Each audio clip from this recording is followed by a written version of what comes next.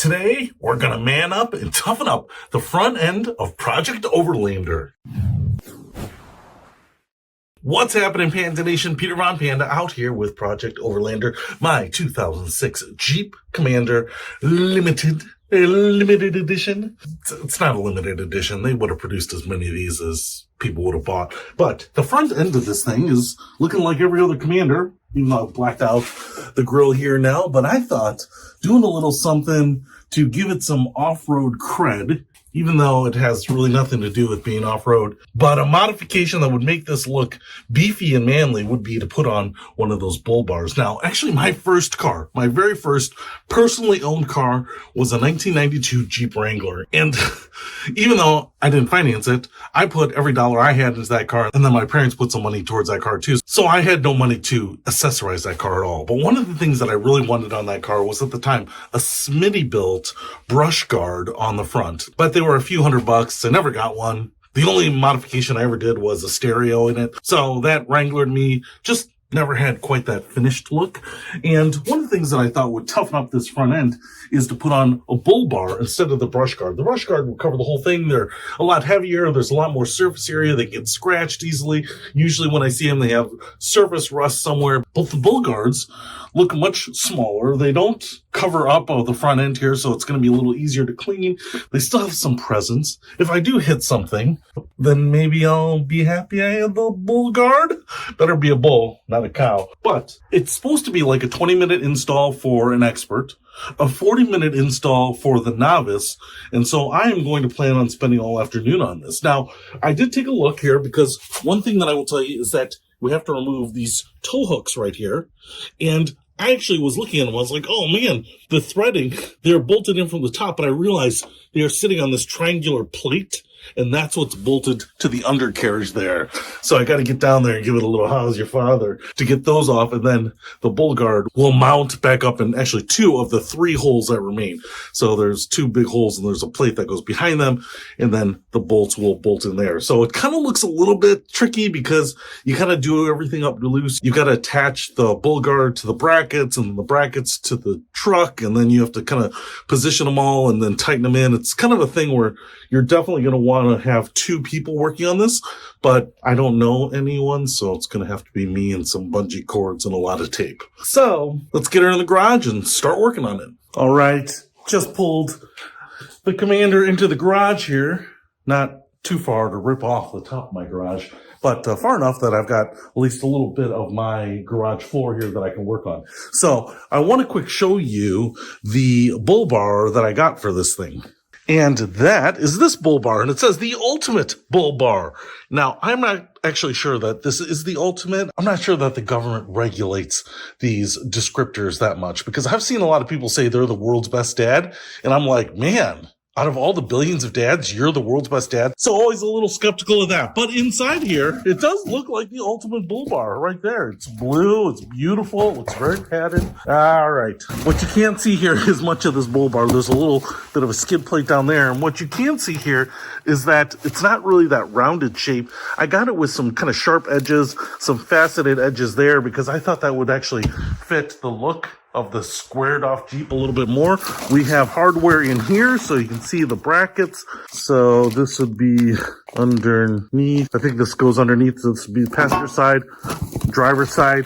We also have hardware here. There's the backing plates that will go on the back of the Jeep. Lots of screws and nuts, including me. There's a little instruction booklet, so I will probably reference that. But the first thing we have to do is get off the tow hooks in the front here. So dropping down in front of the Commander here.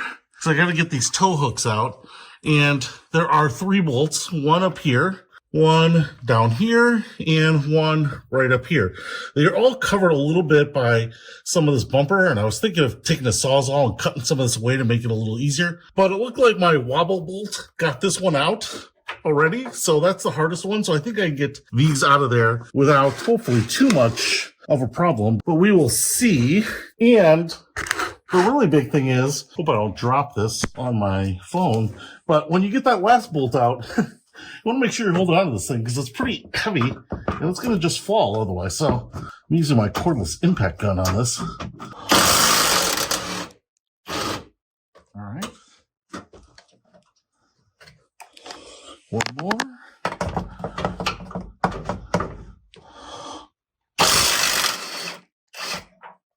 All right. So do this one and the one on the other side. So it looks like pretty robust. And then we'll see about getting the bar in there for the bull bar.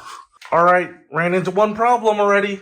So I pulled out the bull bar, was just kind of dry fitting everything, and I realized that they sent me what I need are 4 bolts.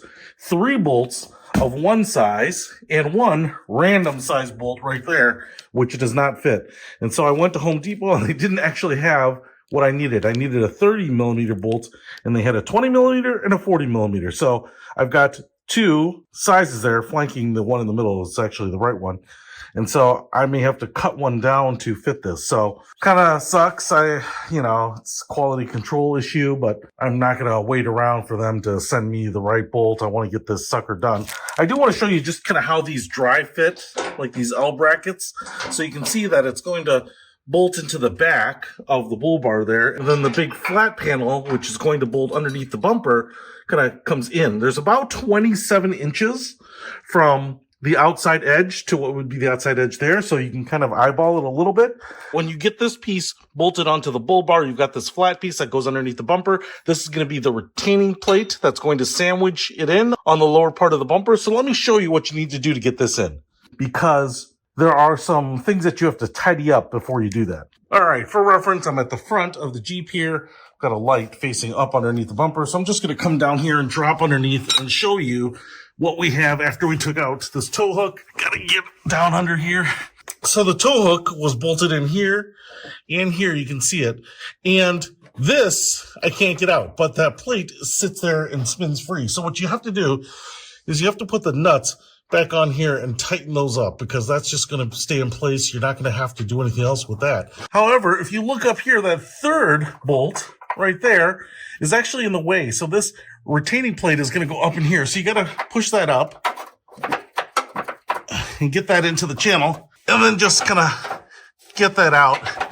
It's not super hard. If you have super fat fingers like me, it's going to be a little harder, but we're not going to use that because that's actually going to be in the way.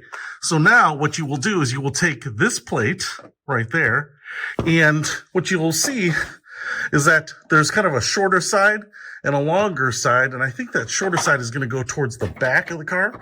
So now we'll get this up here. This pretty precision stuff, so you got to make sure you're sliding it in straight. Got it in, okay?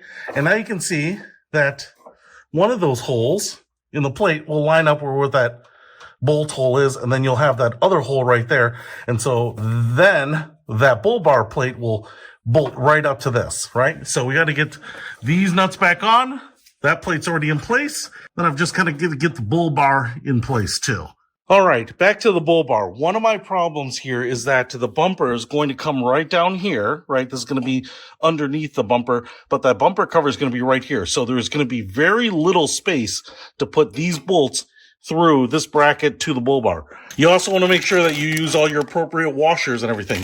But what I'm going to do is I'm going to put both of these brackets on here, just kind of hand tightening these bolts for now, because I want them to be loose so that I can kind of get this bolted up loosely and then tighten these down and then tighten this up, because I think once this is tight to the car, I think it's going to be really hard to get to these bolts, I think. All right. As per my right as a man to admit that I changed my opinion, but never was wrong, I have gone ahead and put on these brackets loosely, because you actually have to be pretty ginger about getting those bolts into that retaining plate. And so it kind of takes a little more finagling than I thought. And with the weight of the bull bar on there, it was just not going to happen. So I've got them on here, like I said, loose right now. Now I'm going to try to get the bull bar, and I think I can access the bolt while laying down underneath the car from the back. I'm hoping. So then we'll see if we can get everything tightened down and if it'll work. Man, it would be nice to have a helping pair of hands on this little project, but that's what happens when you're mean to everyone. Be nice to people, kids. Or mean. Whatever. You choose. You do you. Woo! I lucked out. I was just about to go out and try to make friends to help put this thing on, but I found a folding chair with a box on top of it. Looks like it's going to line those brackets up pretty closely.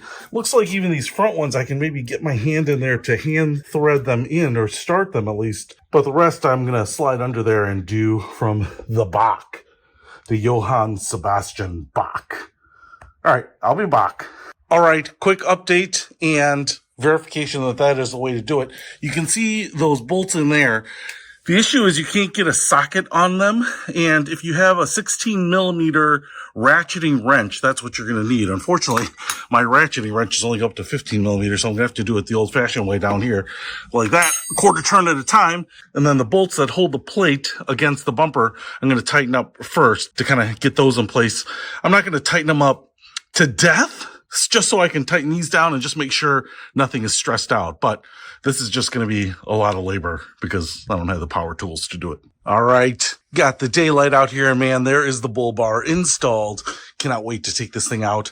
I absolutely love it. One of the things that I really like about this particular bull bar is that opposed to just kind of the round Nerf bars, the more popular ones, you see them all the time, this actually has, like I said, these faceted edges. So it's got a little bit of that straight edge, which I think matches the Commander's body lines quite well. There's some subtle roundness to it, but in general, it's just kind of a straight car. And so this matches really well. I think it actually looks almost like an OEM product. One of the other things that I really like is this matte finish.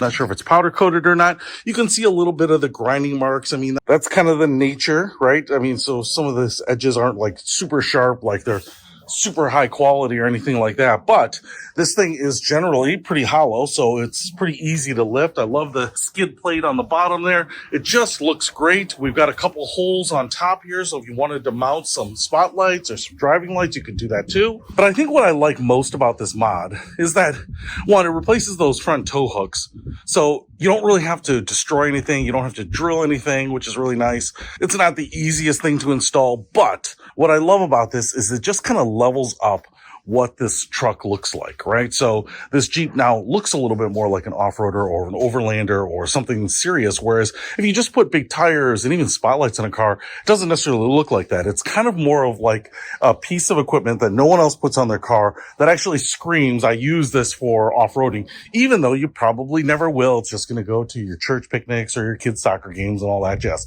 But in the mind of people, when they see it, that's what they think. It's kind of like seeing a jerry can or a spare gas can on the back of your car or your rig or those traction boards mounted to it. You know, they're like, that's actually used for off-road, right? So it just kind of levels up what you've got. And you can see here, the back part of the bull bar doesn't touch the bumper. I will say just one thing here is the little brackets here do kind of press up on the bumper just a little bit. So they actually give a little support maybe. I don't know that that's good or bad particularly, but I just noticed those brackets actually do touch the bottom of that plastic bumper there. So, man, I love it. I will tell you this. When I looked at the instructions, it said professional shop, 20-minute installation, hobbyist, 40-minute installation. I started on this at 10 a.m. and I was done around 4:30 p.m. So it took me like 6.5 hours. Now, granted, I had lunch. I actually went to Home Depot to get a replacement bolt for the one that they didn't quite have. I don't have air tools here. I do have the cordless impact gun, which helped get these tow hooks off here. So I don't have all of the right equipment. I tell you what, these ratcheting wrenches right there are going to be super important for getting those little bolts on the bracket together because there's not a lot of clearance. So if you have those things, then I think you could do it. Now that I've done it once, I could definitely do another one a lot quicker and a lot easier. But man, I do love the look of this thing. So if you don't want to BS around and you want to make your truck look like the real deal, hey, you can pick up one of these bull bars. I am absolutely loving it, even though I never plan on seeing a bull, but I definitely plan on seeing a bar. So I'll put a link to this one in the description below. Peter Von Panda with Project Overlander, getting closer. Out.